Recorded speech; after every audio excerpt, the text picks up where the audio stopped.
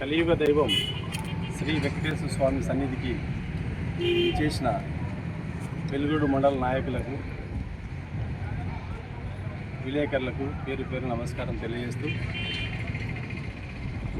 ఇప్పుడున్న ముఖ్యమంత్రి చంద్రబాబు నాయుడు అబద్ధపు మోసపూరిత వాగ్దానాలతో ముఖ్యమంత్రి అయిన తర్వాత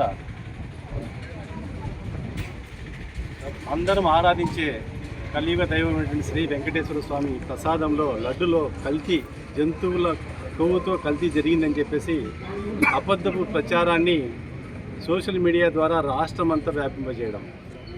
ఎందుకంటే కొన్ని కోట్ల మంది ప్రజలు, భక్తులు ఈ యొక్క వెంకటేశ్వర స్వామి ప్రసాదం అంటే కళ్ళకద్దుకొని చాలా పవిత్రంగా భావించి ఆ ప్రసాదం మీద ఘోరంగా అబద్ధాలాడి తప్పిదం చేసిన కూటమి ప్రభుత్వం ఈ యొక్క నిన్న జరిగిన కోర్టు డెసిషన్ వల్ల అది కల్తీ జరగలేదు అని నిరూపణ కావడం వల్ల మా నాయకులు జగన్మోహన్ రెడ్డి గారు, శిల్పా చక్రపాణి గారి ఆదేశాల మేరకు ఈరోజు పాప పరిహార పూజ చేసేదానికి మేమందరం కూడా ఇక్కడ రావడం జరిగింది.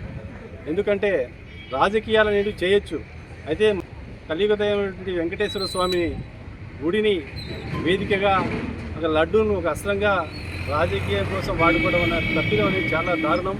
ఎందుకంటే రాజకీయమే వేరు, దేవుని మీద రాజకీయం చేయడమే చాలా దరిద్రమైన పని. ఎందుకంటే చంద్రబాబు నాయుడికి ఒక అబద్ధము మోసం చేయడం అనేది వెన్నుతో పెట్టిన విద్య కాబట్టి ఆయన దేవుడిని కూడా వదిలిపెట్టే పరిస్థితి లేనట్టు కనిపిస్తూ ఉంది.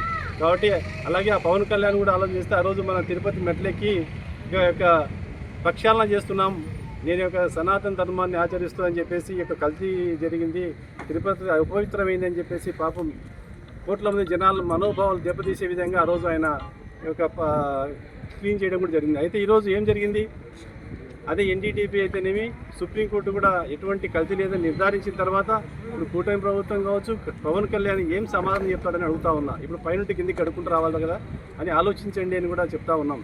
కాబట్టి మేము చెప్పేది ఒకటే, జగన్మోహన్ రెడ్డి గారి నాయకత్వంలో ఆయన మాట తప్పని మనవదిప్ప నాయకుడు.